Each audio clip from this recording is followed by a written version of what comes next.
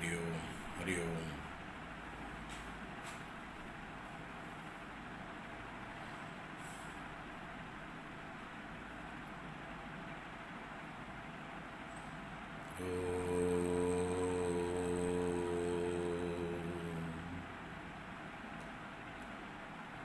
श्रुतिस्मृतिपुराणानाम् आलयं करुणालयं नमामि भगवत्पादं शङ्करं लोकशङ्करं।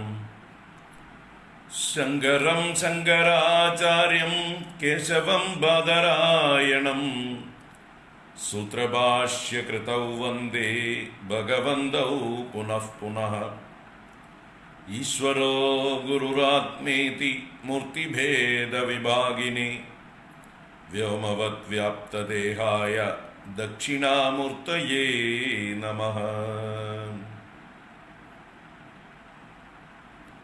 सदाशिवसमारम्भां शङ्कराचार्यमध्यमाम् अस्मदाचार्यपर्यन्तां वन्दे गुरुपरम्पराम्।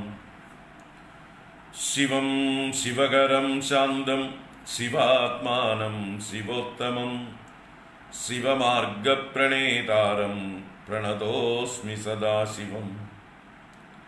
सर्वमङ्गलमाङ्गल्ये शिवे सर्वार्थसाधिके शरण्ये त्र्यम्बके गौरी नारायणि नमोऽस्तुते।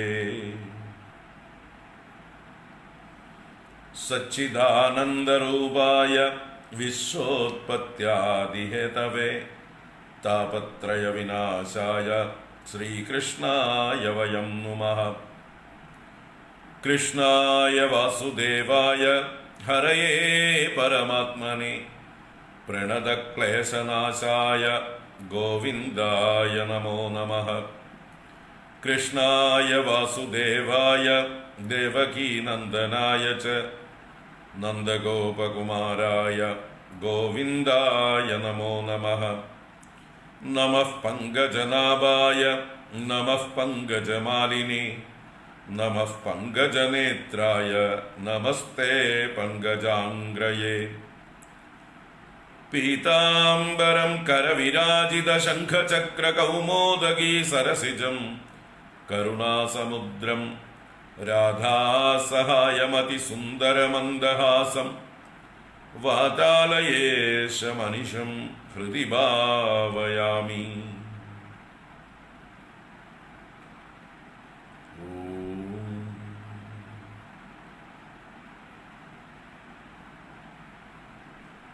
अज्ञानान्तर्गहनपतितान् आत्मविद्योपदेशैः त्रातुं लोकान् भवदवशिखातापसं पच्यमानान् मुक्त्वा मौनं वटविडपिनो मूलतो निष्पदन्ति।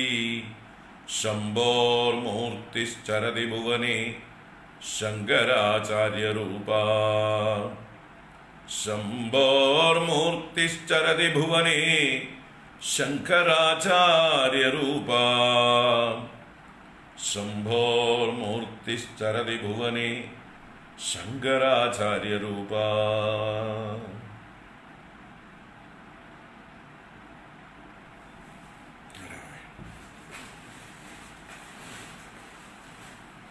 नारायण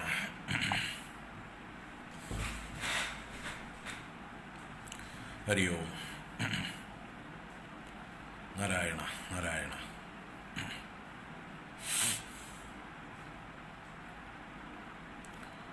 എല്ലാവർക്കും നമസ്കാരം, എല്ലാവർക്കും സുപ്രഭാതം, ശുഭദിനം, സുസ്വാഗതം. ഹരി ഓം.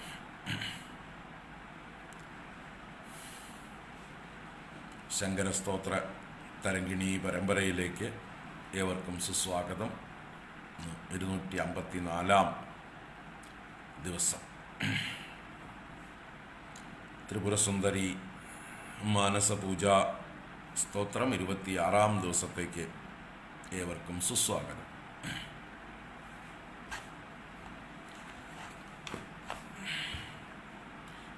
ഒന്നാം ശ്ലോകം ചൊല്ലിയിട്ട് 89 മുതൽ 127 വരെയുള്ള ശ്ലോകങ്ങൾ ചൊല്ലാം.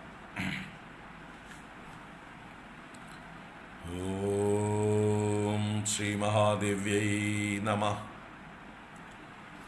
മമ ന ഭജനശക്തിഃ പാദയോസ്തേന ഭക്തിഃ ന ച വിഷയവിരക്തിഃ ധ്യാനയോഗേന സക്തിഃ ഇതി മനസി സദാഹം ചിന്തയൻ ആദ്യശക്തേ രുചിരവചന പുഷ്പൈർ അർച്ചനം സഞ്ചിനോമി.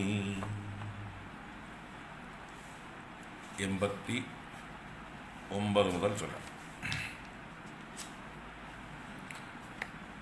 ത്രൈലോക്യമോഹനമിതി പ്രഥിതേ തു ചക്രേ ചഞ്ചത് വിഭൂഷണഗണത്രിപുരാധിവാസേ രേഖാത്രയേ സ്ഥിതവതീരണിമാദിസിദ്ധിഃ മുദ്രാനമാമി സതതം പ്രകടാഭിധാസ്താഃ.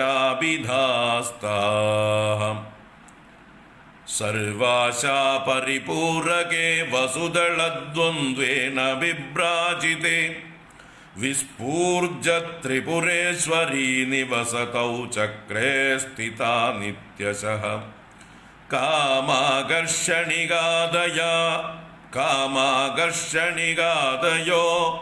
മണിഗണഭ്രാജിഷ്ണു ദിവ്യാംബരാഃ യോഗിന്യഃ പ്രതിശന്തു കാംക്ഷിതബലം വിഖ്യാതഗുപ്താഭിധാഃ.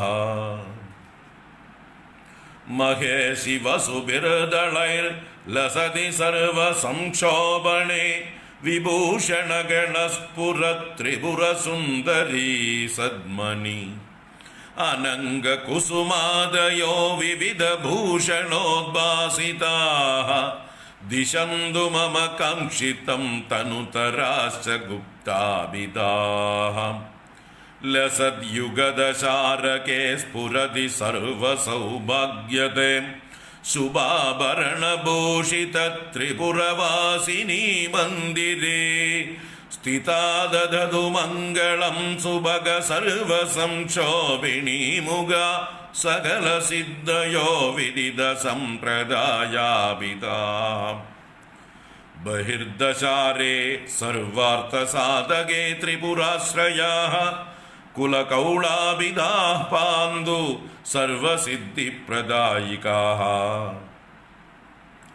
അന്തഃശോഭിതശാരകേ തിലളിതേ സർവാദിരക്ഷാകരേ മാലിന്യാ ത്രിപുരാദ്യയാ വിരചിതാവാസേ സ്ഥിതം നിത്യശഃ. നാനാരത്നവിഭൂഷണം മണിഗണഭ്രാജിഷ്ണു ദിവ്യാംബരം സർവജ്ഞാധികശക്തിവൃന്ദമനിശം വന്ദേ നിഗർഭാഭിദം. സർവരോഗഹരേഷ്ടാരേ ത്രിപുരാസിദ്ധയാന്വിതേ രഹസ്യയോഗിനീർനിത്യം വശിന്യാദ്യാഃ നമാമ്യഹം. ചൂതാശോകവികാസികേദകരജഃ പ്രോദ്ഭാസി നീലാംബുജഃ പ്രസ്ഫൂർജൻ നവമല്ലികാസമുദിതൈഃ പുഷ്പൈഃ ശരാൻ നിർമ്മിതാൻ.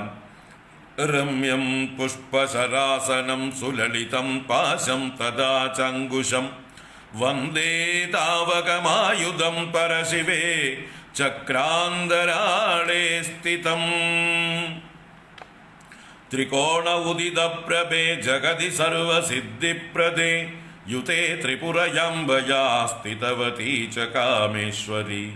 തനോതു മമ മംഗളം സകല ശർമ്മ വജ്രേശ്വരി. കരോതു ഭഗമാലിനി സ്ഫുരതു മാമകേ ചേതസി. സർവാനന്ദമയേ സമസ്ത ജഗദാമാദാംശിതേ ബൈന്ദവേ ഭൈരവ്യാ ത്രിപുരാദ്യയാ വിരചിതാവാസേ സ്ഥിതാ സുന്ദരി. ആനന്ദോല്ലസിതേ ക്ഷണ മണിഗണഭ്രാജിഷ്ണുഭൂഷാംബര വിസ്ഫൂർജദ്വദന പരാപരരഃ സാ പാതു മാം യോഗിനി. ഉല്ലസത്കനകകാന്തിഭാസുരം സൗരഭസ്ഫുരണവാസിതാംബരം ദൂരദഃ പരിഹൃതം മധുരതൈരർപ്പയാമി തവ ദേവി ചമ്പകം.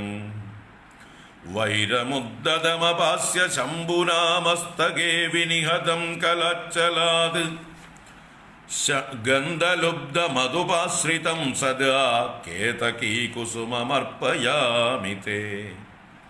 ചൂർണീകൃതം ദ്രാഗിവ പദ്മജേന ത്വദാനനസ്പർദ്ധി സുധാംശുബിംബം സമർപ്പയാമി സ്ഫുടമഞ്ജലിസ്തം വികാസി ജാതി കുസുമോൽക്കരം തേ.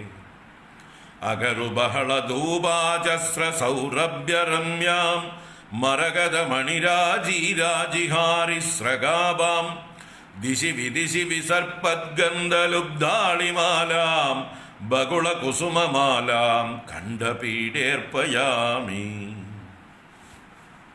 ഈകാരോർധ്വഗബിന്ദുരാനനമധോ ബിന്ദുദ്വയം ച സ്തനൗ ത്രൈലോക്യേ ഗുരുഗമ്യമേതദഖിലം ഹാർദം ചരേകാത്മകം.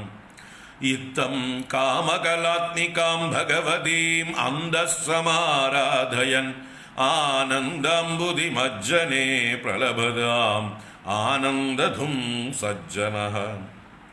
ധൂപം തേകരു സംഭവം ഭഗവതി പ്രോല്ലാസി ഗന്ധോദ്ദുരം ദീപം ചൈവ നിവേദയാമി മഹസാ ഹാർദാന്ധകാരച്ഛിദം.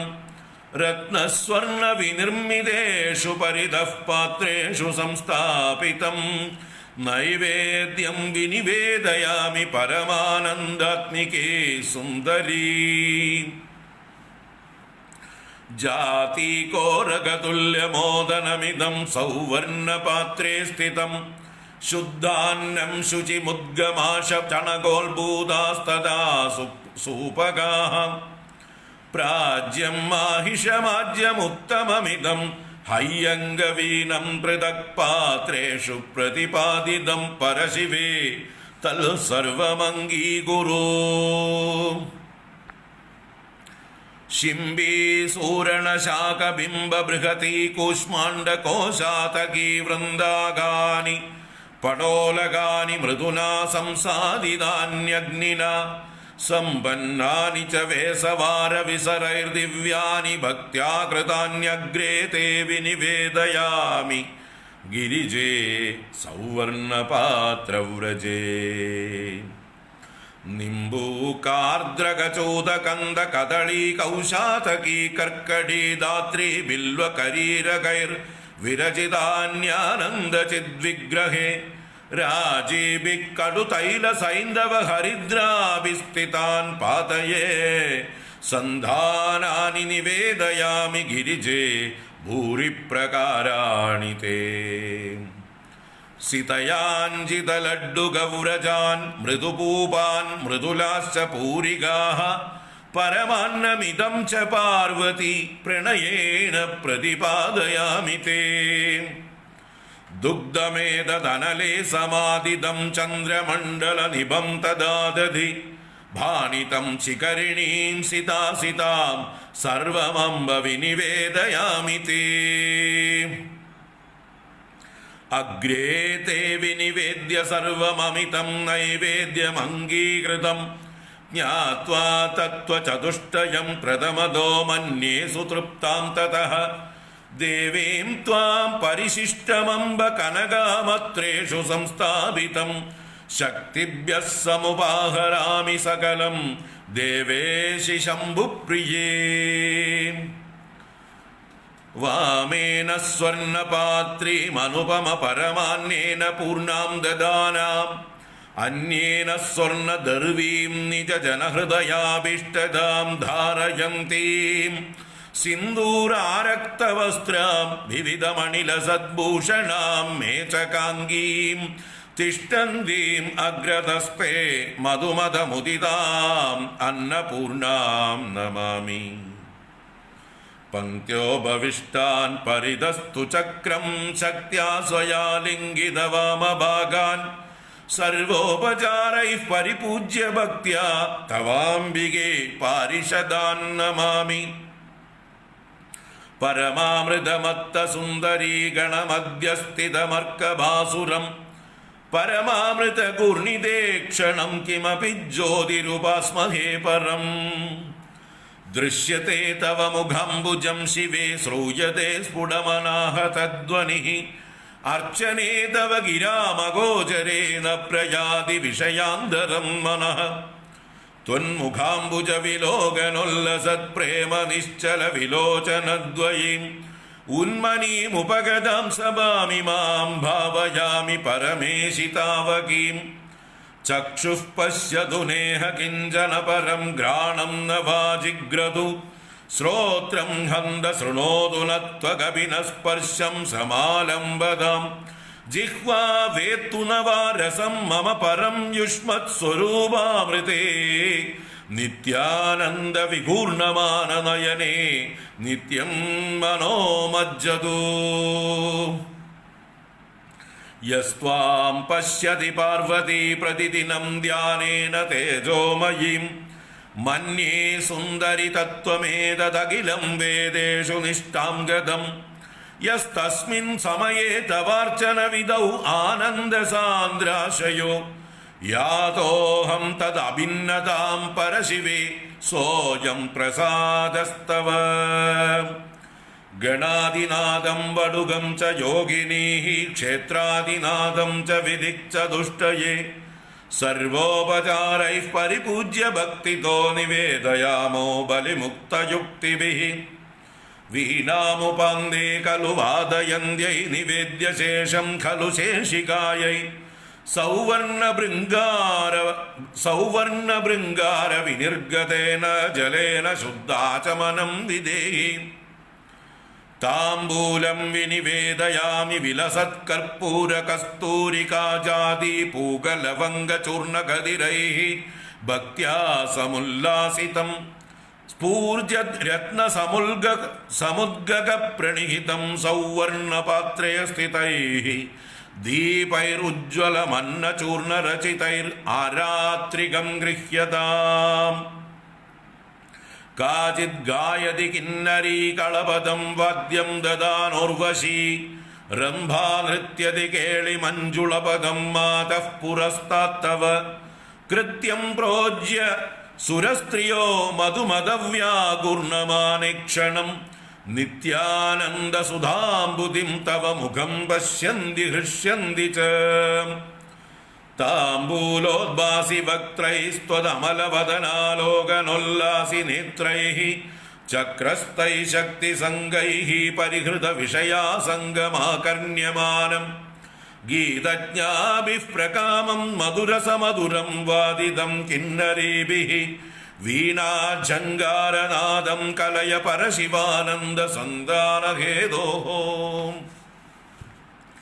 अर्चाविदौ ज्ञानलवोऽपि दूरे दूरे तदा पादकवस्तुजातं प्रदक्षिणीकृत्य ततोर्चनं ते पञ्चोपचारात्मकमर्पयामि यदेप्सितमनोगतप्रकटितोपचारार्चितां निजावरणदेवतागणवृतां सुरेशस्थितां कृताञ्जलिपुटो मुहुः कलितभूमिरष्टाङ्गकैः नमामि भगवत्यहं त्रिपुरसुन्दरी त्राहि माम् विज्ञप्तिरवधेहि मे सुमहदा यत्नेन ते सन्निधिं प्राप्तं मामिह कान्तिशीकमधुना मातर्न दूरीकुरु चित्तं त्वल्पदभावने विभिचरे दृग्वाक् च मे जातु चेत् तल्सौम्ये सुगुणैर्बदाननयदा भूयो विनिर्गच्छति क्वाहं मन्दमदि क्वचेदमखिलैरेकान्तभक्तैस्तुतं ध्यातं देवि तदापि ते स्वमनसा श्रीपादुकापूजनं कादाचित्कमदीयचिन्तनविधौ सन्तुष्टया शर्मदं स्तोत्रं देवतया तया प्रकटितं मन्ये मदीयानने नित्यार्चनमिदं चित्ते भाव्यमानं सदा मया निबद्धं विविधैः पद्यैः अनुगृह्णातु सुन्दरी नित्यार्चनमिदं चित्ते भाव्यमानं सदा मया निबद्धं विविधैः पद्यैः अनुगृह्णातु सुन्दरी इति आदिशंकर भगवत्पादकृतं श्री त्रिपुरसुन्दरी मानसपूजा स्तोत्रं सम्पूर्णम्।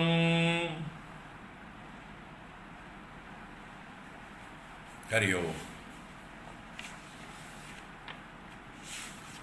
എല്ലാവർക്കും ഒരിക്കൽ കൂടെ നമസ്കാരം, സുസ്വാഗതം, ശുഭദിനം.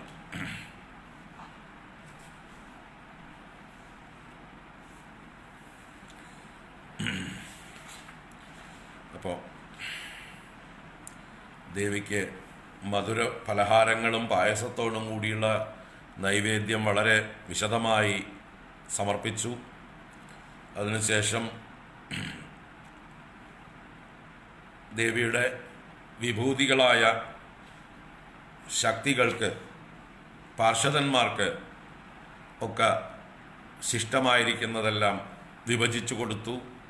അതിൻ്റെ ഇടയ്ക്ക് അന്നപൂർണാദേവിയെ വണങ്ങി. അതിനുശേഷം ദേവിയെ ഇവരുടെയൊക്കെ, ഈ ശക്തികളുടെയൊക്കെ നടുവിൽ ജ്വലിച്ചു കൊണ്ടിരിക്കുന്ന സൂര്യ സമപ്രഭയായിട്ട് ഉപാസിച്ചു, ഉപമിച്ചു.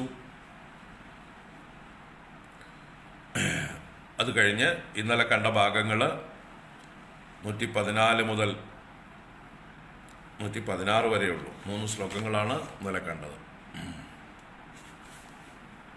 വളരെ മനോഹരങ്ങളായിട്ടുള്ള ഒരു പ്രാർത്ഥന പോലെയുള്ള ഭാവമായിരുന്നു. അല്ലയോ ദേവി,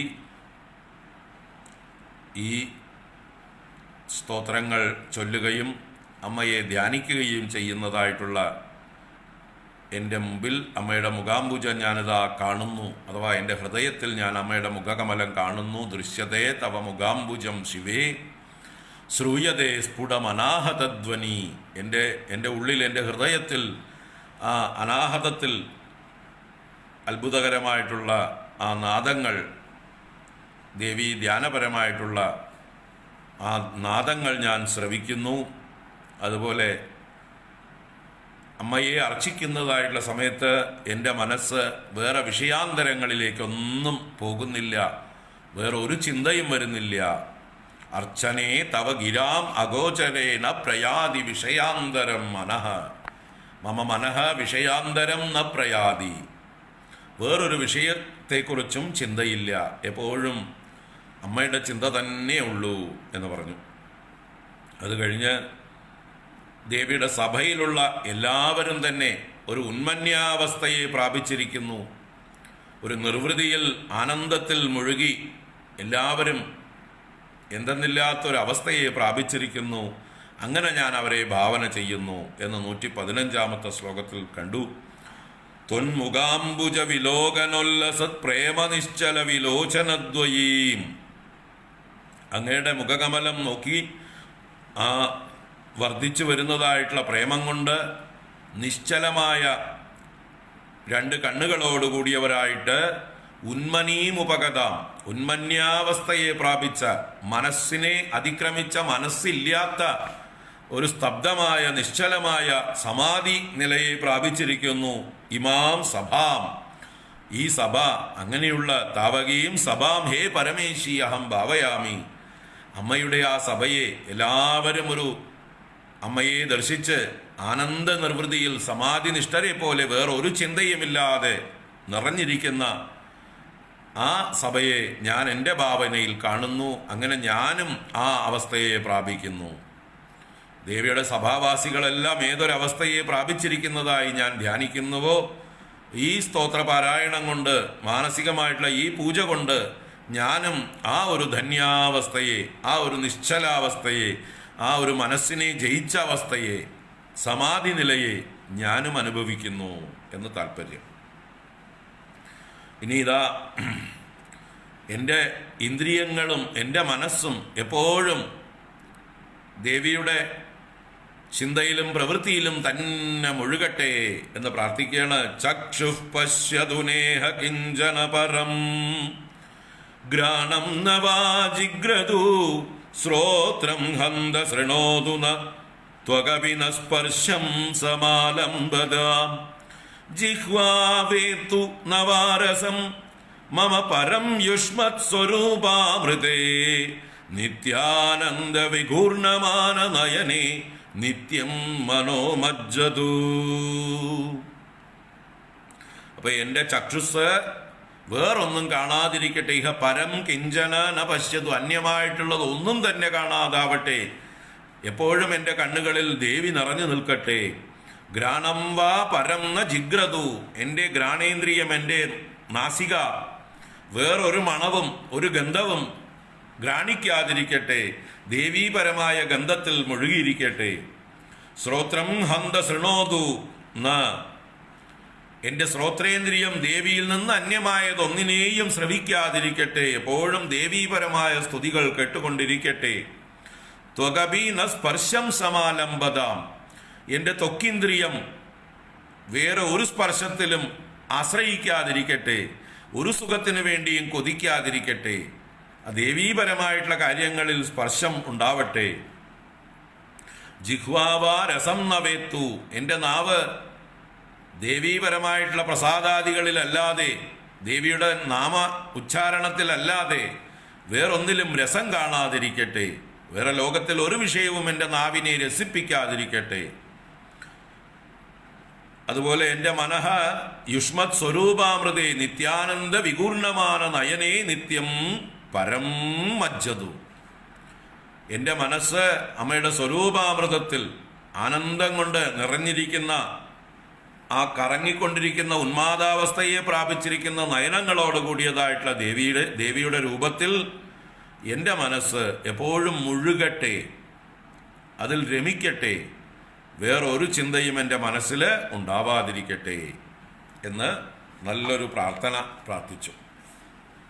നമുക്കും ആ പ്രാർത്ഥന ബൈഹാർട്ട് പഠിച്ച് എപ്പോഴും ചൊല്ലാം.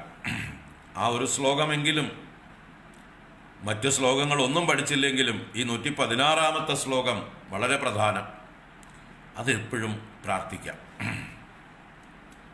ചക്ഷുഃ പശ്യതു നേഹ കിഞ്ചന പരം ഘ്രാണം നവാ ജിഗ്രതു, ശ്രോത്രം ഹന്ത ശൃണോതു നത്വകവിന സ്പർശം സമാലംബതാം, ജിഹ്വാവേത്തു നവാരസം മമ പരം യുഷ്മത് സ്വരൂപാമൃതേ, നിത്യാനന്ദ വികൂർണമാന നയനേ നിത്യം മനോമജ്ജതു, നിത്യാനന്ദ വികൂർണമാന നയനേ നിത്യം മനോമജ്ജതു. ഈ ഒരു ശ്ലോകമെങ്കിലും ബൈഹാർട്ട് പഠിക്കുക, നിത്യവും ചൊല്ലുക. തുടർന്ന് നമുക്ക് കാണാം. മാനസപൂജ തുടരുകയാണ്. അടുത്ത ശ്ലോകത്തിൽ ദേവിയെ ഉപാസിക്കുന്ന സജ്ജനങ്ങളുമായി ഞാൻ താദാത്മ്യം പ്രാപിക്കട്ടെ, അങ്ങനെ പ്രാപിക്കുന്നതായാൽ അതാണ് അങ്ങയുടെ അനുഗ്രഹം എന്ന് അമ്മയോട് പറയുകയാണ്. യസ്ത്വാം പശ്യതി പാർവതി പ്രതിദിനം ധ്യാനേന തേജോമയീം, മന്യേ സുന്ദരി തത്വമേതദഖിലം വേദേഷു നിഷ്ഠാം ഗതം, യസ്തസ്മിൻ സമയേ തവാർച്ചന വിദൗ ആനന്ദസാന്ദ്രാശയോ, യാതോഹം തദഭിന്നതാം പരശിവേ സോയം പ്രസാദസ്തവ. യസ്ത്വാം പശ്യതി പാർവതി പ്രതിദിനം ധ്യാനേന തേജോമയീം, മന്യേ സുന്ദരി തത്വമേതദഖിലം വേദേഷു നിഷ്ഠാം ഗതം, യസ്തസ്മിൻ സമയേ തവാർച്ചന വിദൗ ആനന്ദസാന്ദ്രാശയോ, യാതോഹം തദഭിന്നതാം പരശിവേ സോയം പ്രസാദസ്തവ, സോയം പ്രസാദസ്തവ.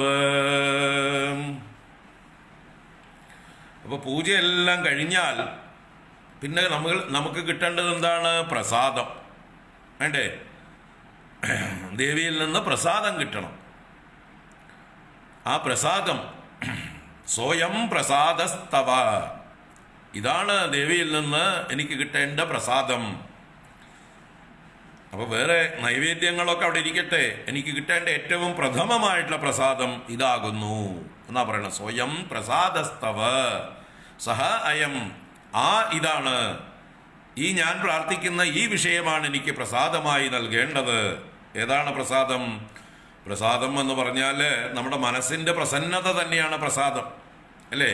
പ്രസാദം എന്ന് പറഞ്ഞാൽ കഴിക്കുന്ന ഭക്ഷണമല്ല, ശരീരത്തിൽ തൊടുന്ന കുറികളോ തീർത്ഥമോ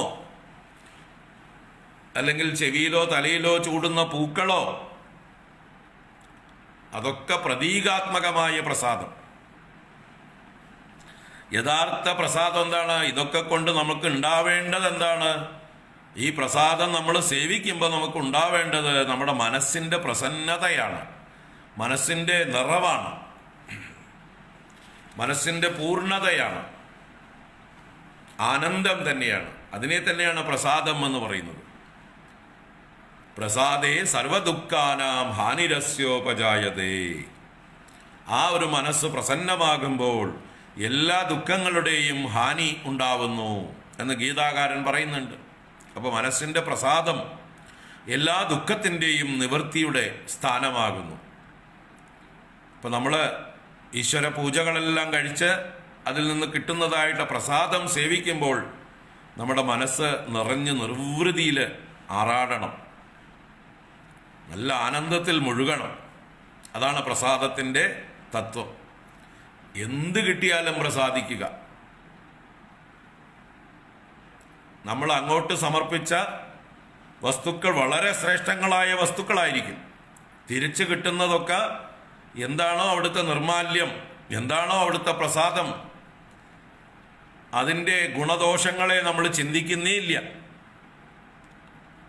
അത് തീർച്ചയായിട്ടും ഭഗവതിയുടെ പ്രസാദം എന്നുള്ള ആ ഒരൊറ്റ ഭാവന കൊണ്ട് നമ്മുടെ മനസ്സ് നിറയുകയാണ്, പൂർണ്ണമാവുകയാണ്. അതിലൊരു കുറവും കാണുന്നില്ല നമ്മൾ. എന്ത് കുറവ് ഭൗതികമായിട്ടുണ്ടെങ്കിലും, അല്ലേ? നമ്മൾ ക്ഷേത്രത്തിലേക്ക് അങ്ങോട്ട് കൊടുക്കുന്ന ആ വസ്തുക്കൾ ഏറ്റവും പെർഫെക്റ്റ്, ഏറ്റവും ബെസ്റ്റ് ആയിരിക്കണം. The best possible, the best പ്രസാദ ബുദ്ധിയ സ്വീകരിക്കണം. അപ്പം നമ്മൾ പുതിയ പൂക്കൾ കൊണ്ട് കൊടുക്കുന്നു, നല്ല പൂക്കളെ കൊണ്ട് കെട്ടിയ മാലകൾ കൊണ്ട് കൊടുക്കുന്നു. നമുക്ക് തിരിച്ചു കിട്ടുന്നത് ഇന്നലെ ചൂടിയ വാടിയ പൂക്കളാണ് പ്രസാദമായിട്ട് കിട്ടുക, നിർമാല്യമാണ് കിട്ടുക. നമ്മൾ ആരെങ്കിലും വേണ്ടാന്ന് പറയൂ, അത് കിട്ടാൻ നമ്മൾ മത്സരിക്കും. വിശിഷ്ടമായിട്ടുള്ള ക്ഷേത്രങ്ങളൊക്കെ ആണെങ്കിൽ ഗുരുവായൂരപ്പൻ്റെ നിർമാല്യം അഴിച്ച് അത് പ്രസാദമായിട്ട് പുറത്തേക്ക് ഇടുമ്പോൾ അതിന് പിടിയും വലിയുണ്ടാവും ആൾക്കാർ.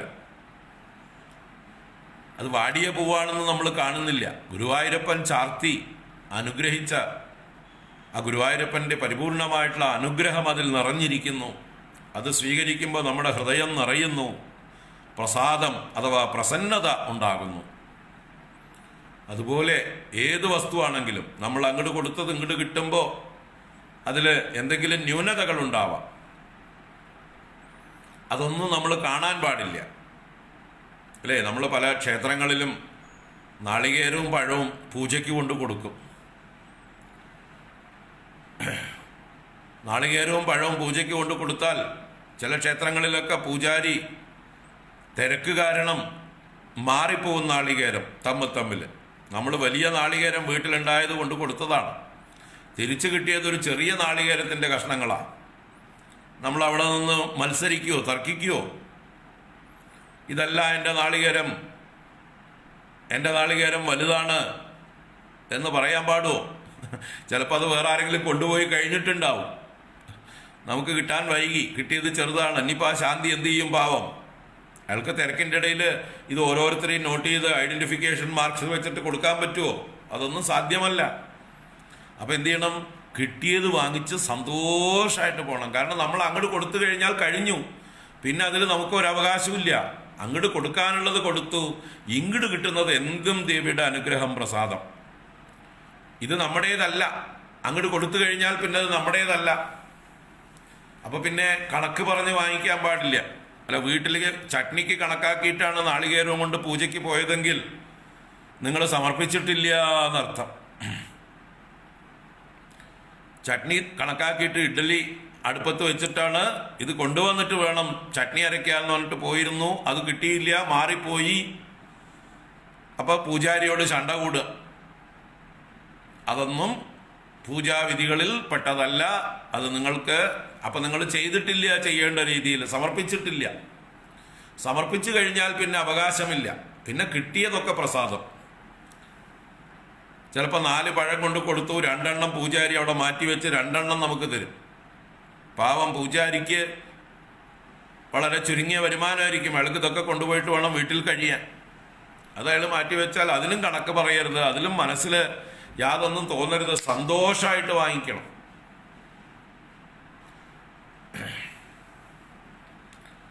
അപ്പം അതുപോലെ ഓരോ കാര്യങ്ങളും അങ്ങോട്ട് കൊടുത്തത് അത്രയും ഗുണത്തോടു കൂടി ആയിരിക്കില്ല. മെറ്റീരിയൽ വൈസ് നോക്കുകയാണെങ്കിൽ തിരിച്ചു കിട്ടുമ്പോൾ അതിൽ കുറവുകളുണ്ടാവാം, ക്വാളിറ്റിയിൽ വ്യത്യാസം വന്നിട്ടുണ്ടാവാം. അതൊന്നും നമ്മൾ കാണില്ല.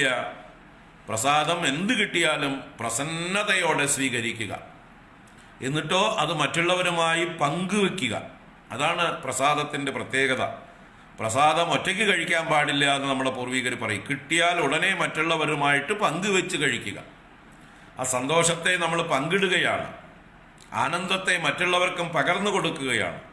അതാണ് പ്രസാദ ബുദ്ധി എന്ന് പറയുന്നത്. സന്തോഷത്തോടുകൂടി സ്വീകരിക്കുക. ഇത്രയും കിട്ടിയല്ലോ, ഞാൻ അനുഗ്രഹീതനായി അല്ലെങ്കിൽ അനുഗ്രഹീതയായി എന്നുള്ള ആ ഒരു ഭാവം. അപ്പം അതാണ് ഇവിടെയും പ്രസന്നത അഥവാ പ്രസാദം എന്നുകൊണ്ട് ഉദ്ദേശിക്കുന്നത്. ദേവിക്ക് അങ്ങോട്ട് സമർപ്പിക്കാനുള്ളതൊക്കെ സമർപ്പിച്ചു കഴിഞ്ഞു, ഇനി ഇങ്ങോട്ട് എനിക്ക് എന്താ വേണ്ടത് പ്രസാദമായിട്ട് എന്നാണ് ഇവിടെ ചോദിക്കുന്നത്. ദേവി, അല്ലയോ ദേവി, ത്വാം യഹ പശ്യതി പാർവതി പ്രതിദിനം ധ്യാനേന തേജോമയീം. അല്ലയോ സുന്ദരിയായ പാർവതി, ത്രിപുരസുന്ദരിയായ പാർവതി, പരശിവേ 3 സംബോധനയുണ്ട്. ഹേ സുന്ദരി എന്ന് 2-ാം വരിയില്, പരശിവേ എന്ന് 4-ാം വരിയില്, പാർവതി എന്ന് 1-ാം വരിയില്. അല്ലയോ പാർവതി, അല്ലയോ ത്രിപുര സുന്ദരി, അല്ലയോ പരശിവേ, പരമശിവ പത്നി, മംഗളസ്വരൂപിണി. യഹ പ്രതിദിനം ധ്യാനേന തേജോമയീം ത്വാം പശ്യതി. ഏതൊരുവനാണോ ദിനം തോറും ധ്യാനത്തിലൂടെ തേജോമയിയായ ജ്യോതിസ്വരൂപിണിയായ ദേവിയെ ദർശിക്കുന്നത്, ത്വാം പശ്യതി, അമ്മയെ ദർശിക്കുന്നത്. അപ്പൊ ഏതൊരു ഭക്തൻ, ഉപാസകൻ ദേവിയെ നിരന്തരം ധ്യാനിച്ച് ഉള്ളിൽ നിരന്തരം ദേവിയെ കാണുന്നുവോ, പ്രതിദിനം ത്വാം പശ്യതി തേജോമയീം ത്വാം ധ്യാനേന പശ്യതി. അതുപോലെ ഏതത് അഖിലം തത്വം വേദേഷു നിഷ്ഠാം ഗതം പശ്യതി. ഈ ദേവിയെ സംബന്ധിച്ചതായിട്ടുള്ള എല്ലാ വിഷയങ്ങളും, ദേവിയുടെ വിഭൂതികളെ സംബന്ധിച്ചാവട്ടെ, ദേവിയുടെ ശക്തികളാവട്ടെ, ദേവിക്ക് സമർപ്പിക്കപ്പെടുന്നതായിട്ടുള്ള പൂജാ ദ്രവ്യങ്ങളാവട്ടെ, ഇതെല്ലാം വേദങ്ങളിൽ പ്രതിപാദിച്ചിരിക്കുന്ന ഓരോരോ തത്വങ്ങളുടെ പ്രതീകങ്ങളാണ് എന്നാരാണോ ദർശിക്കുന്നത്, ഏതദഖിലം തത്വം വേദേഷു നിഷ്ഠാം ഗതം പശ്യതി. അപ്പൊ ദേവിക്ക് ഓരോ ദ്രവ്യങ്ങൾ സമർപ്പിക്കുമ്പോഴും അതിനൊക്കെ തത്വമുണ്ട് ആഗമശാസ്ത്രങ്ങളിൽ, അല്ലേ? ഇപ്പൊ നമ്മൾ ദേവിക്ക് വെള്ളം സമർപ്പിക്കുമ്പോൾ ഈ പ്രപഞ്ചത്തിലെ വെള്ളം മുഴുവൻ അങ്ങയുടേതാണ്, അതിൻ്റെ പ്രതീകമായി ഞാനിതാ അമ്മയ്ക്കൽപ്പം വെള്ളം നൽകുന്നു. ദേവിക്ക് ദീപം കാണിക്കുമ്പോൾ ഈ പ്രപഞ്ചത്തിലെ അഗ്നി മുഴുവൻ ദേവി തന്നെയാണ്, ദേവിയുടെ തന്നെയാണ്. അതിൻ്റെ പ്രതീകമായി ഞാനിതാ ചെറിയൊരു ദീപം അമ്മയ്ക്ക് കാണിക്കുന്നു. പുഷ്പം സമർപ്പിക്കുമ്പോൾ ഈ ആകാശം മുഴുവൻ ദേവിയുടെ തന്നെയാണ്, ആ ആകാശതത്വമാണ് പുഷ്പം എന്ന് ഭാവിച്ചുകൊണ്ട് ദേവിക്ക് പുഷ്പം സമർപ്പിക്കുന്നു. അതുപോലെ ഗന്ധങ്ങൾ സമർപ്പിക്കുമ്പോൾ, ധൂപങ്ങൾ സമർപ്പിക്കുമ്പോൾ ഒക്കെ അന്തരീക്ഷത്തിലെ വായു അത് ദേവിയുടേതാണ്, ദേവി നിർമ്മിച്ചതാണ്, ദേവിയിൽ നിന്നുണ്ടായതാണ്, ദേവിയുടെ അനുഗ്രഹമാണ് ഈ ലോകത്തിന് മുഴുവൻ ആ വായു തന്ന് അനുഗ്രഹിച്ചിരിക്കുന്നത്. അതിൻ്റെ പ്രതീകമായിട്ട് ഇതാ ധൂപം കൽപ്പയാമി. ഓരോന്നും പറയുമ്പോൾ അങ്ങനെ തന്ത്രങ്ങളിൽ ശാസ്ത്രങ്ങളിലൊക്കെ ഇത് പറയുന്നുണ്ട്. ആകാശാത്മനാ പുഷ്പം കൽപ്പയാമി, വായുവാത്മനാ ധൂപം കൽപ്പയാമി. എന്താ അഗ്നിയാത്മന ദീപം പ്രദർശയാമി.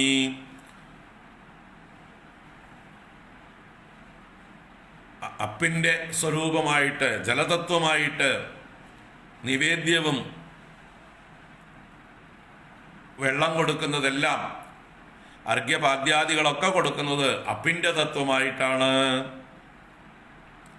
അതുപോലെ പൃഥ്വി ആത്മന ഗന്ധം സമർപ്പയാമി.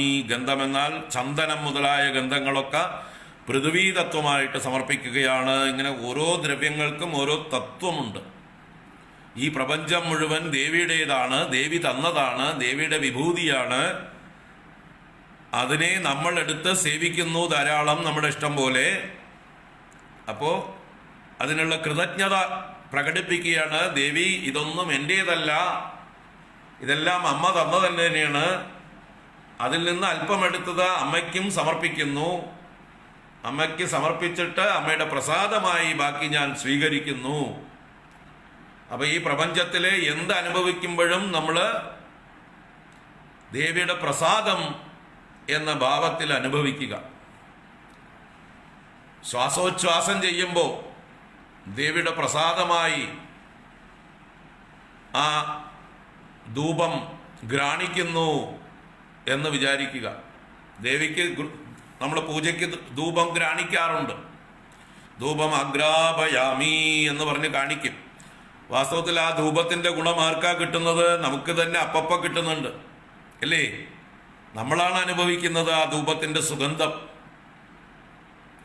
അപ്പോൾ ആ ധൂപത്തിൻ്റെ സുഗന്ധം അനുഭവിക്കുന്നത് പോലെ തന്നെ അത് ദേവിയുടെ പ്രസാദമായി ഭാവിക്കുന്നത് പോലെ എപ്പോഴും അന്തരീക്ഷ വായുവിനെ നമ്മൾ ശ്വസിക്കുമ്പോഴൊക്കെ ഓർമ്മിക്കുക, ദേവിയുടെ പ്രസാദം ശ്വസിക്കുന്നു.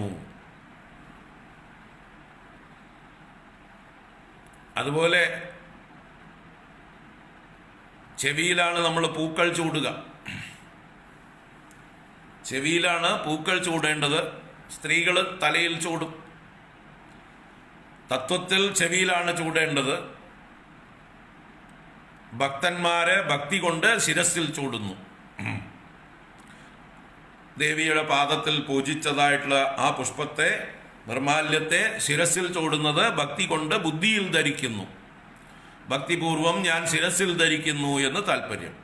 അത് ജ്ഞാനപരമായി ചിന്തിച്ചാൽ, താത്വികമായി ചിന്തിച്ചാൽ ചെവിയിലാണ് ചൂടേണ്ടത്. എന്തുകൊണ്ട്?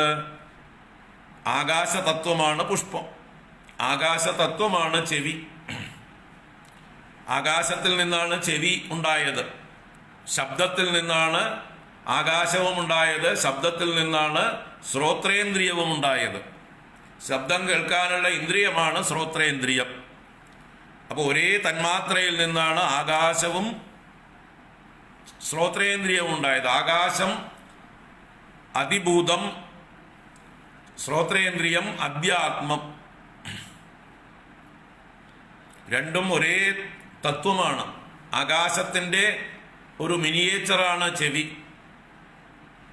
ആകാശം സമഷ്ടി, ശ്രോത്രേന്ദ്രിയം വെഷ്ടി.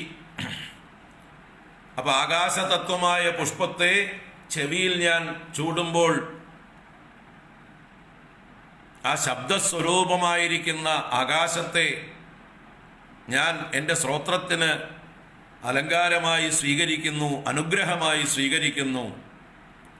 അപ്പം ഞാൻ കേൾക്കുന്നതെല്ലാം ആ ദേവിയുടെ തന്നെ അനുഗ്രഹമായ ആകാശതത്വം, ആ ശബ്ദതത്വം അതായി തീരട്ടെ, ദേവിയെ സ്തുതിക്കുന്ന വേദമന്ത്രങ്ങളായി തീരട്ടെ എന്നൊക്കെയുള്ള പ്രാർത്ഥനയോടുകൂടി വേണം ചെവിയിൽ പൂവയ്ക്കാനായിക്കൊണ്ട്. യാതൊന്നു കേൾപ്പതതു നാരായണ സ്തുതികൾ, അങ്ങനെ എടുത്ത് ചെവിയിൽ വെക്കുക. അതുപോലെ നമ്മൾ ഒരു തുള്ളി വെള്ളം കുടിക്കുമ്പോഴോ ദേവിയുടെ പ്രസാദമായിട്ട് കരുതുക. എപ്പോൾ എവിടെ നിന്ന് വെള്ളം കുടിച്ചാലും അത് ദേവിയുടെ പ്രസാദം എന്നുള്ള ഭാവത്തിൽ കുടിക്കുക. ദേവിയുടെ തീർത്ഥം, ദേവിയുടെ പാദതീർത്ഥം, ദേവിയുടെ അനുഗ്രഹം. കാരണം ഈ ലോകത്തിലുള്ള വെള്ളം മുഴുവൻ ഉണ്ടാക്കിയത് ദേവി തന്നെയാണ്. അപ്പോൾ ദേവിയിൽ നിന്ന് കിട്ടിയ പ്രസാദമായിട്ട് അതിനെ സ്വീകരിക്കുക. അതുപോലെ നമ്മൾ എന്ത് ഭക്ഷണം കഴിക്കുമ്പോഴും ദേവിയുടെ പ്രസാദമായി സ്വീകരിക്കുക. എല്ലാം ദേവിയുടെ പ്രസാദമാണെന്ന് കരുതുക. അപ്പൊ ഇങ്ങനെ 5 ഇന്ദ്രിയങ്ങളെ കൊണ്ടും, സ്പർശ ഇന്ദ്രിയത്തിനാണ് നമ്മൾ ചന്ദനം, ഭസ്മം, കുങ്കുമം മുതലായ ഇത് തൊടുന്നത്, ഗന്ധങ്ങൾ തൊടുന്നത്. അത് സ്പർശേന്ദ്രിയത്തിന്. അപ്പൊ അതും ദേവിയുടെ പ്രസാദമായി സ്വീകരിക്കുക. അപ്പൊ നമ്മൾ സ്പർശിക്കുന്നതെല്ലാം ദേവിയുടെ അനുഗ്രഹമാണ്, സ്പർശമാണ് എന്നുള്ള ഭാവന ചെയ്യുക. അപ്പൊ ഇങ്ങനെ എല്ലാ ഇന്ദ്രിയങ്ങളെ കൊണ്ടും നമ്മൾ ലോകത്തിൽ നിന്ന് അനുഭവിക്കുന്ന വിഷയങ്ങളെല്ലാം ദേവിയുടെ അനുഗ്രഹമായിട്ടുള്ള പ്രസാദമായി സ്വീകരിക്കുക. എപ്പോഴും പ്രസന്നരായിരിക്കുക, ഒരു കംപ്ലൈൻറ്റും ഇല്ലാതിരിക്കുക.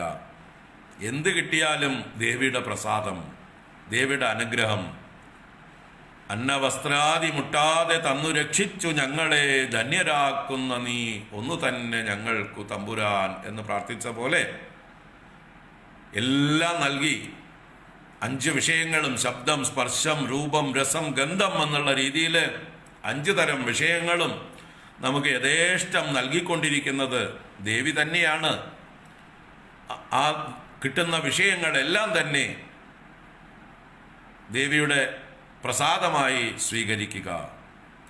ഇതേ ശങ്കരാചാര്യര് ആ ശിവമാനസ പൂജയിൽ അവസാനം പറയണ്ടല്ലോ, പൂജാത്തെ വിഷയോപഭോഗ രചന, വിഷയ ഉപഭോഗ രചന തേ പൂജ. എല്ലാ വിഷയങ്ങൾ ഞാൻ സേവിക്കുന്നതും ഭഗവാനുള്ള പൂജയായി ഞാൻ സമർപ്പിക്കുന്നു എന്ന്. അപ്പം അന്തര്യാമിയായിട്ട് ഭഗവാൻ ഇരിക്കുന്നുണ്ട്, നമ്മുടെ ഓരോരുത്തരുടെയും ഉള്ളിൽ ഭഗവാൻ ഇരിക്കുന്നുണ്ട്. ആ ഭഗവാനുള്ള പൂജയായിട്ട് ഇതിനെല്ലാം സ്വീകരിക്കുന്നു. ഞാൻ വിഷയങ്ങളെ സേവിക്കുമ്പോൾ അതെല്ലാം ഗന്ധം സമർപ്പയാമി, ധൂപം സമർപ്പയാമി, ദീപം സമർപ്പയാമി, നൈവേദ്യം സമർപ്പയാമി എന്നിങ്ങനെ ഭാവത്തില് ഞാൻ ഉള്ളിലുള്ള അന്തര്യാമിയായിരിക്കുന്ന ഭഗവാനുള്ള പൂജ ചെയ്യുകയാണ് ഓരോ വിഷയങ്ങൾ സേവിക്കുമ്പോഴും. ഭഗവാനെ ഉള്ളിലിരുന്ന് പ്രസാദിക്കണേ എന്ന് പ്രാർത്ഥിക്കുകയാണ് എന്ന് ശിവമാനസ പൂജയിൽ. അപ്പോൾ ഇവിടെയും അതുപോലെ നമ്മൾ സ്വീകരിക്കുന്ന ലോക വിഷയങ്ങളെല്ലാം തന്നെ ദേവിയുടെ അനുഗ്രഹമായി, ദേവിയുടെ പ്രസാദമായി ഭാവിച്ചാൽ നമുക്ക് എപ്പോഴും പ്രസന്നത നിലനിർത്താം. ഓൾവേസ് ബി പോസിറ്റീവ് എന്ന് പറയാറില്ലേ, ആ പോസിറ്റിവിറ്റി ഇത് തന്നെയാണ്, ഈ പ്രസാദാത്മകത തന്നെയാണ്, ഈ പ്രസാദ ബുദ്ധി തന്നെയാണ്. എപ്പോഴും പ്ലസന്റ് ആയിരിക്കുക, എപ്പോഴും ഹാപ്പി ആയിരിക്കുക, എന്തനുഭവിക്കുമ്പോഴും ദേവിയുടെ പ്രസാദം എന്ന ബുദ്ധിയിൽ. അതാണ് യസ്ത്വാം പശ്യതി പാർവതി പ്രതിദിനം ധ്യാനേന തേജോമയീം മന്യേ സുന്ദരി തത്വമേതദഖിലം വേദേഷു നിഷ്ഠാം ഗതം. അപ്പൊ ആരാണോ ഈ തത്വങ്ങളെല്ലാം വേദങ്ങളിൽ പറയപ്പെട്ടിരിക്കുന്ന, ആഗമങ്ങളിൽ പറയപ്പെട്ടിരിക്കുന്ന തത്വങ്ങളാണ് എന്ന് പ്രതിഷ്ഠിതമായി ചിന്തിക്കുന്നത്, കാണുന്നത്, ഏതദഖിലം തത്വം വേദേഷു നിഷ്ഠാം ഗതം പശ്യതി യഹ തസ്മിൻ സമയേ തവ അർച്ചനവിധൗ ആനന്ദ സാന്ദ്രാശയഃ ഭവതി. യഹ തസ്മിൻ സമയേ തവ അർച്ചനവിധൗ, ദേവിയെ അർച്ചിക്കുന്ന സമയത്ത് ആരാണോ ആനന്ദ സാന്ദ്രാശയനായി ഭവിക്കുന്നത്, ആനന്ദ സാന്ദ്രാശയൻ, ആശയം എന്നാൽ അന്ധക്കരണം, ആ അന്ധക്കരണം ആനന്ദ സാന്ദ്രം, ആനന്ദം കൊണ്ട് ഘനീഭവിച്ചത്, ആനന്ദപൂർണം, ആനന്ദ നിബിഡം. അങ്ങനെ ആരുടെ ഹൃദയമാണോ, ആരുടെ ആശയമാണോ, ആരുടെ അന്ധക്കരണമാണോ ഭഗവത് പൂജ ചെയ്യുമ്പോൾ എപ്പോഴും ആനന്ദപൂർണമായിരിക്കുന്നത്, ആനന്ദഘനമായിരിക്കുന്നത്, ജ്ഞാനം അഹം തദ് അഭിന്നതാം യാതഃ ഇതി മന്യേ, യാതോഹം തദ് അഭിന്നതാം മന്യേ. ഞാനും അവനുമായിട്ട് അഭിന്നനായി തീർന്നിരിക്കുന്നു എന്ന് കരുതുന്നു എന്നാണ്. അപ്പൊ ഇങ്ങനെയൊക്കെ ഭഗവതി പൂജ ചെയ്ത് ആനന്ദം അനുഭവിക്കുന്ന ആ മഹാത്മാവുമായി, ആ സാധകനുമായി, ആ ദേവീ ഭക്തനുമായി ഞാനും ഒന്നായി തീർന്നിരിക്കുന്നു എന്ന് കരുതുന്നു, ഞാൻ അവനുമായി ഐഡന്റിഫൈ ചെയ്തിരിക്കുന്നു.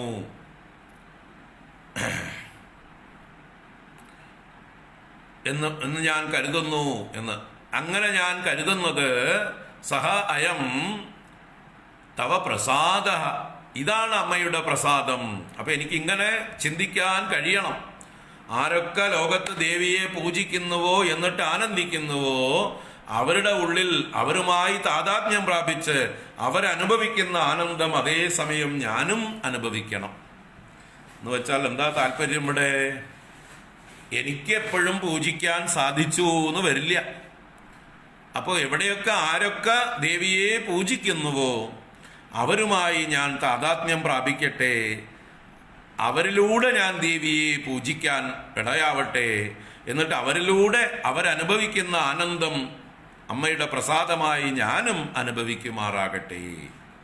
അപ്പോൾ ആരൊക്കെ ലോകത്തിൽ ദേവിയെ പൂജിക്കുന്നുവോ എന്നിട്ട് ആ പ്രസാദം ആനന്ദം അനുഭവിക്കുന്നുവോ അവരുമായി ഞാൻ ഐക്യം പ്രാപിക്കട്ടെ എന്ന് പറയുമ്പോൾ എന്താ അർത്ഥം? എനിക്ക് നേരിട്ട് പൂജിക്കാൻ കഴിഞ്ഞില്ലെങ്കിലും വേറെ ആര് പൂജിച്ചാലും അതിൽ ഞാൻ സന്തുഷ്ടനാവട്ടെ. മറ്റുള്ളവർ പൂജിക്കുമ്പോൾ അത് തന്നെ എൻ്റെ പൂജയായി ഞാൻ കരുതുമാറാകട്ടെ. അവർക്ക് കിട്ടുന്ന ആനന്ദം എനിക്ക് കിട്ടുന്ന ആനന്ദമായി ഞാൻ കരുതട്ടെ. നമുക്ക് വലിയൊരു ഒരു ഉയർന്നൊരു ചിന്തനയാണ്. ഇങ്ങനെ താതാത്മ്യം പ്രാപിച്ച് നമ്മൾ സജ്ജനങ്ങളുമായി ഐക്യം പ്രാപിക്കുന്നു. ആദ്യം സർവാത്മഭാവത്തിലേക്കുള്ള വികാസത്തിൻ്റെ ഒരു പടിയാണിത്. സർവവും ആത്മാ, സർവവും ഞാൻ തന്നെ എന്നുള്ള ഭാവത്തിലേക്ക് തോന്നുന്നതാകിൽ അഖിലം ഞാനിതെന്ന വഴി തോന്നേണമേ എന്ന് പറഞ്ഞില്ലേ? അഖിലം ഞാനിതെന്ന വഴി തോന്നാൻ ആദ്യത്തെ പടിയായി സജ്ജനങ്ങളുമായി ഞാൻ ഐക്യം പ്രാപിക്കട്ടെ. സജ്ജനങ്ങളൊക്കെ ഞാൻ തന്നെയാണെന്ന് എനിക്ക് ഭാവിക്കാൻ കഴിയട്ടെ. ആദ്യം ഞാൻ അവരുമായിട്ട്, ദേവീ ഭക്തന്മാരുമായിട്ട് ഐക്യത്തെ പ്രാപിക്കട്ടെ, തന്മയീഭാവം പ്രാപിക്കട്ടെ. അതിനുശേഷം പിന്നെ ഞാൻ ലോകത്തിലുള്ള എല്ലാവരുമായിട്ടും ഐക്യം പ്രാപിക്കും. അപ്പോൾ ഇത് ആദ്യത്തെ പടിയാണ്. തന്മയീഭാവം, താതാത്മ്യം. ആരൊക്കെ പൂജിക്കുന്നുവോ അവരുമായി ഞാൻ ഐക്യം പ്രാപിക്കട്ടെ. അപ്പോൾ ആരൊക്കെ ദേവിയെ ഭജിക്കുന്നത് കാണുന്നുവോ അപ്പോഴൊക്കെ നമുക്ക് സന്തോഷം ഉണ്ടാവണം. അവരുമായി നമ്മൾ ഐക്യം പ്രാപിക്കണം. അവരുമായി മത്സരിക്കുകയല്ല വേണ്ടത്. അവരുമായിട്ട് ദ്വൈതഭാവം, ഭേദഭാവന ഉണ്ടാവുകയല്ല വേണ്ടത്. ദേവിയെ ഭജിക്കുന്നവരെല്ലാം നമ്മുടെ ആത്മസ്വരൂപം തന്നെയാണ്. ദാ എനിക്ക് പകരം അദ്ദേഹം ദേവിയെ പൂജിക്കുന്നു എന്ന് കരുതുക. ഞാൻ പൂജിക്കേണ്ടതിന് പകരം അദ്ദേഹം പൂജിക്കുന്നു. ഇപ്പം നമ്മൾ അങ്ങനെയുള്ളോ? ക്ഷേത്രങ്ങളിലൊക്കെ പൂജകന്മാരെ വെച്ചിട്ടാണല്ലോ പൂജിക്കുന്നത്. നമുക്ക് നേരിട്ട് പൂജിക്കാൻ ഒഴിവില്ല, കഴിവില്ല, പല പരിമിതികളുണ്ട്. അപ്പോൾ നമ്മൾ എന്ത് ചെയ്തു? പുരോഹിതന്മാരെ കൊണ്ട് പൂജ ചെയ്യിപ്പിക്കുന്നു. അപ്പോൾ പുരോഹിതന്മാർ പൂജിക്കുമ്പോൾ നമ്മൾ നോക്കി നിന്ന് ആ പുരോഹിതന്മാരുമായിട്ട് താതാത്മ്യം പ്രാപിക്കുക. അവരുടെ ഉള്ളിൽ അവരുടെ ആത്മാവായി നമ്മുടെ ആത്മാവിനെ പ്രതിഷ്ഠിക്കുക. അതെ, ഞാൻ തന്നെയാണ് ആ പുരോഹിതന്റെ ഉള്ളിലിരുന്ന് പുരോഹിതന്റെ കരചരണങ്ങളിലൂടെ ദേവിയെ പൂജിക്കുന്നത് എന്ന് ഭാവന ചെയ്യുക. അപ്പൊ നമ്മൾ പൂജ ചെയ്തതിന് ഫലമായി. നമ്മൾ തന്നെയാണ് പൂജ ചെയ്യുന്നത്. എൻ്റെ കൈയായി അതാ പുരോഹിതന്റെ കൈ, എൻ്റെ നാവായി പുരോഹിതന്റെ നാവ് മന്ത്രങ്ങൾ ഉച്ചരിക്കുന്നു. അങ്ങനെ എന്തൊക്കെ ഞാൻ പൂജയ്ക്ക് ചെയ്യേണ്ടതുണ്ടോ അതൊക്കെ ഞാനതാ കുറച്ചൊന്ന് എക്സ്റ്റെൻഡ് ചെയ്തു എന്നേ ഉള്ളൂ.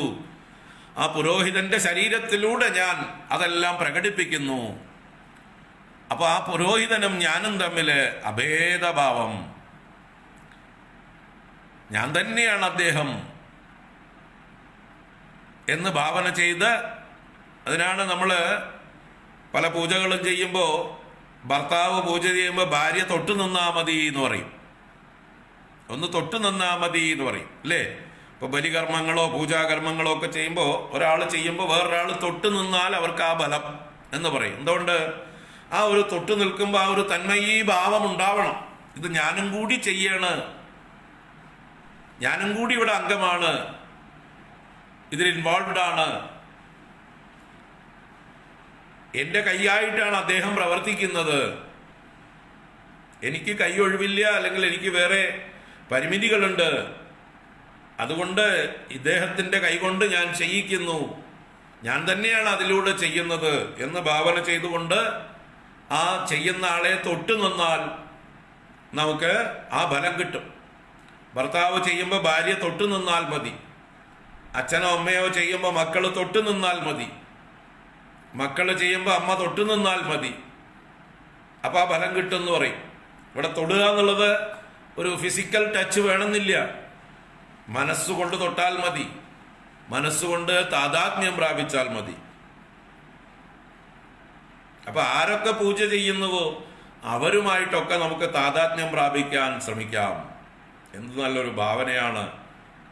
ആരൊക്കെ എവിടെയൊക്കെ പൂജിക്കുന്നുവോ അവരൊക്കെ നമുക്ക് വേണ്ടി തന്നെ പൂജിക്കുകയാണ്, നമ്മൾ തന്നെയാണ് അവരിലൂടെ പൂജിക്കുന്നത് എന്ന് ഒരു നല്ലൊരു ഭാവന നിങ്ങൾ വളർത്തിയെടുക്കൂ. എവിടെ ചെന്നാലും ആര് പൂജിക്കുന്നത് കാണുമ്പോഴും നമുക്ക് ആ പ്രസാദം അനുഭവിക്കാം, അനുഗ്രഹം അനുഭവിക്കാം. സ്വയം പ്രസാദസ്തവ, ഇതാണ് ഞാൻ അമ്മയിൽ നിന്ന് ആഗ്രഹിക്കുന്ന പ്രസാദം. ഈ പ്രസാദം എനിക്കുണ്ടാവട്ടെ. ഇങ്ങനെ എനിക്ക് കഴിയുന്നുണ്ടെങ്കിൽ അത് അമ്മയുടെ പ്രസാദമായി ഞാൻ കരുതുന്നു.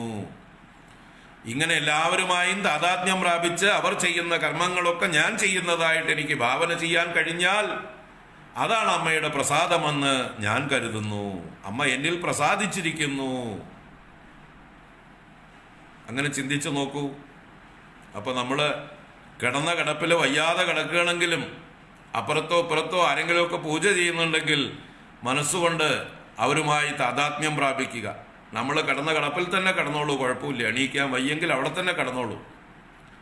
പക്ഷെ ആ മറ്റൊരാൾ അപ്പുറത്ത് പൂജ ചെയ്യുമ്പോൾ അവരുമായിട്ട് ഐക്യം പ്രാപിച്ചാൽ അത് നമ്മൾ ചെയ്യുന്ന പൂജയായി അവർക്ക് കിട്ടുന്ന സന്തോഷം നമുക്കും അർഹതപ്പെടുന്നതാണ്. അതിൻ്റെ പാതി എന്ന് പറയാൻ പറ്റില്ല. കാരണം ഇൻഫിനിറ്റിക്ക് പാതിയില്ല. അനന്തമായ ആനന്ദം അത് നമുക്കും അർഹതപ്പെട്ടതാണ്. ഇപ്പോൾ വളരെ മനോഹരമായിട്ടുള്ളൊരു ഭാവനയാണ് ഇത്. അതിൻ്റെ ശരിയായ അർത്ഥത്തിൽ മനസ്സിലാക്കി ചിന്തിക്കുക. യസ്ത്വാം പശ്യതി പാർവതി പ്രതിദിനം ധ്യാനേന തേജോമയീം മന്യേ സുന്ദരി തത്വമേതദഖിലം വേദേഷു നിഷ്ഠാം ഗതം യസ്തസ്മിൻ സമയേ തവാർച്ചന വിദൗ ആനന്ദസാന്ദ്രാശയോ യാതോഹം തദഭിന്നതാം പരശിവേ സോയം പ്രസാദസ്തവ.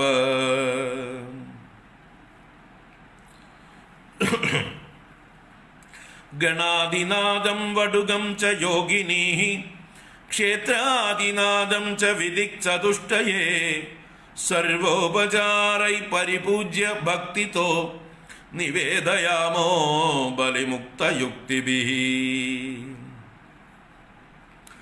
ഗണാദിനാദം വടുഗം ച യോഗിനീഃ ക്ഷേത്രാദിനാദം ച വിദിക്ചതുഷ്ടയേ സർവോപചാരൈ പരിപൂജ്യ ഭക്തിതോ നിവേദയാമോ ബലിമുക്തയുക്തിഭിഃ.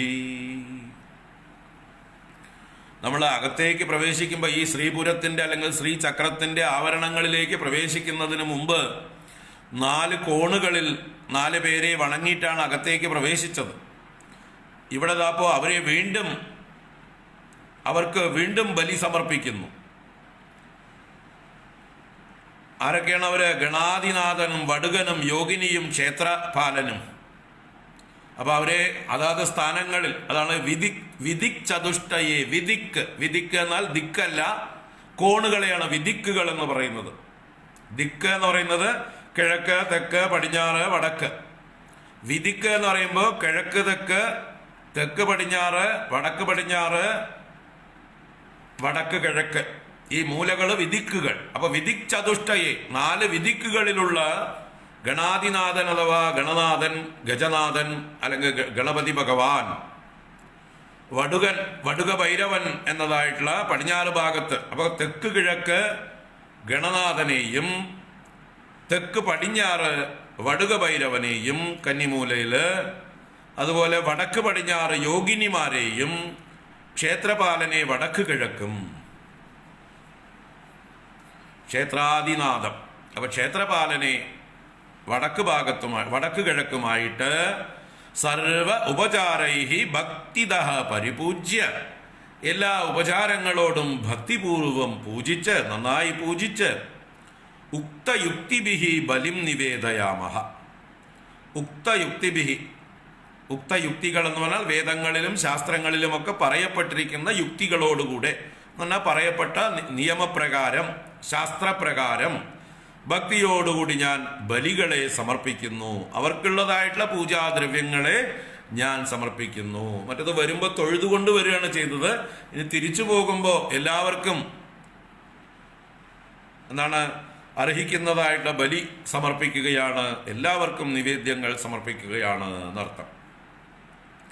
ഗണാദിനാദം വടുകം ച യോഗിനീഹി ക്ഷേത്രാദിനാദം ച വിദിക്ച ദുഷ്ടയേ സർവോപചാരൈഃ പരിപൂജ്യ ഭക്തിതോ നിവേദയാമോ ബലിമുക്തയുക്തിഭിഃ. അപ്പൊ ദേവിയുടെ ഭൂതഗണങ്ങളാണ് ഇവരെല്ലാം. ഇവരെ പൂജിക്കുന്നതിലൂടെ നമ്മൾ വീണ്ടും ഈ ലോകത്തിലേക്ക് ഇറങ്ങുകയാണ് ഇനി പൂജ കഴിഞ്ഞാൽ. അപ്പോൾ ഈ ലോകത്തിൽ ആരെ കാണുമ്പോഴും അവരൊക്കെ ദേവിയുടെ ഭൂതഗണങ്ങളായി, ദേവിയുടെ പരിചാരകന്മാരായി, ദേവിയുടെ പാർഷദന്മാരായി അവരെ ബഹുമാനിക്കാനുള്ളതായിട്ടുള്ളൊരു ഭാവന വികസിപ്പിക്കാനുള്ള ഒരു അഭ്യാസമാണ് ഈ ഭൂതഗണങ്ങൾക്ക്, ദേവിയുടെ പാർഷദഗണങ്ങൾക്ക്, ദേവിയെ സേവിക്കുന്നതായിട്ടുള്ള ചുറ്റുപാടുള്ള എല്ലാവർക്കും ഉപചാരങ്ങൾ സമർപ്പിക്കുന്നത്. ദേവിയോടുള്ള ബഹുമാനം തന്നെയാണ് ഇവരോടും പ്രകടിപ്പിക്കുന്നു എന്ന് പറയുമ്പോഴോ ഈ ശ്രീപുരം അഥവാ ശ്രീചക്രം ഈ പ്രപഞ്ചത്തിന്റെ രൂപമാണ്. അപ്പൊ പ്രപഞ്ചത്തിലെ ഓരോ ഭാഗത്തുമുള്ള ഓരോരുത്തരെയും ഈ ശ്രീചക്രത്തിലെ ദേവതകളായി ഞാൻ കാണുന്നു. പ്രപഞ്ചത്തിൽ ഞാൻ ആരുമായിട്ട് എന്ത് വ്യവഹാരം ചെയ്യുമ്പോഴും അതെല്ലാം ഒരു ഭക്തിഭാവനയോടെ, ബഹുമാന ആദരവുകളോടെ, എല്ലാം ദേവിയുടെ വിഭൂതികളാണെന്നുള്ള ഭാവനയോടെ എല്ലാവരോടും ഞാൻ സ്നേഹപൂർവം, ഭക്തി ബഹുമാനപൂർവം ഞാൻ പെരുമാറും. I will give respect to all. ഞാൻ മറ്റുള്ളവർ എന്നെ റെസ്പെക്ട് ചെയ്യുന്നുണ്ടോ എന്ന് കാത്തിരിക്കില്ല. ഞാൻ ആദ്യമേ അങ്ങോട്ട് എല്ലാവർക്കും റെസ്പെക്ട് കൊടുക്കും. അങ്ങനെ ഞാനൊരു ശീലമാക്കും. അപ്പോൾ ഇങ്ങോട്ട് എനിക്ക് റെസ്പെക്ട് പിന്നെ കിട്ടിക്കോളും. കാലം കൊണ്ട് ഉടനെ കിട്ടിയില്ല എന്ന് വരും, അത് സാരമില്ല. എല്ലാവരും എന്നെ മനസ്സിലാക്കി വരുമ്പോൾ കാലം എടുക്കും.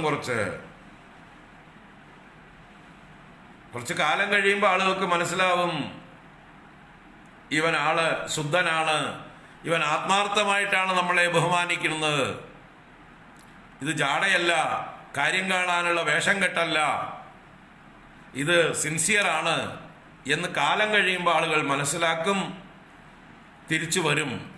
ഇപ്പൊ നമ്മൾ ഇതുവരെ എങ്ങനെയോ ജീവിച്ചു പോട്ടെ, ആരെയൊക്കെയോ വെറുപ്പിച്ചു പോട്ടെ, നമുക്ക് തിരുത്താം, നമുക്ക് നമ്മുടെ ജീവിത ശൈലി ഒന്ന് മാറ്റാം.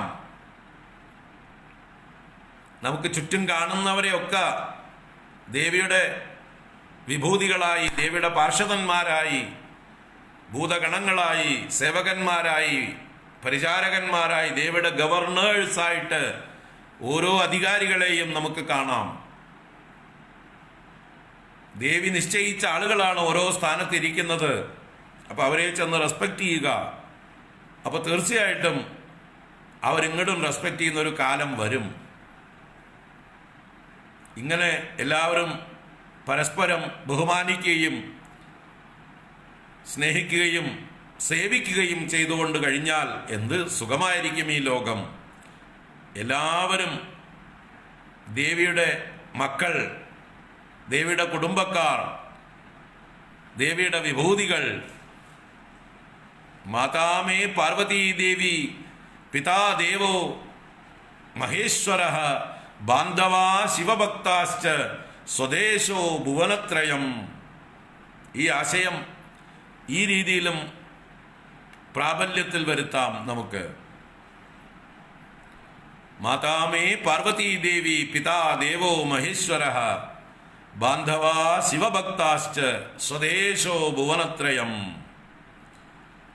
വളരെ ഉദാത്തമായിട്ടുള്ളൊരു ഭാവനയാണ്, വികസിപ്പിക്കാൻ ശ്രമിക്കാം.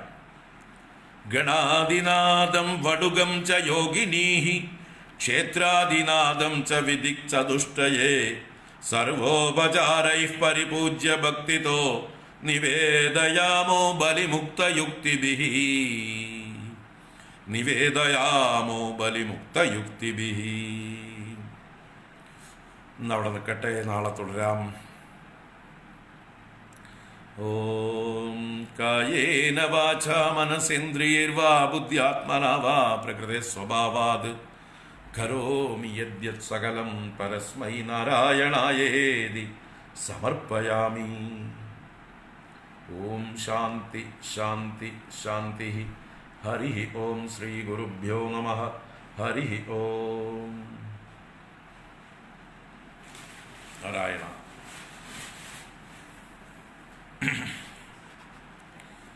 11 മണിക്ക് ഗജേന്ദ്രസ്തുതി തുടരും. വൈകുന്നേരം ഗീതയുമുണ്ട്. ഹരി ഓം. ഹരി ഓം. എല്ലാവർക്കും ശുഭദിനാശംസ.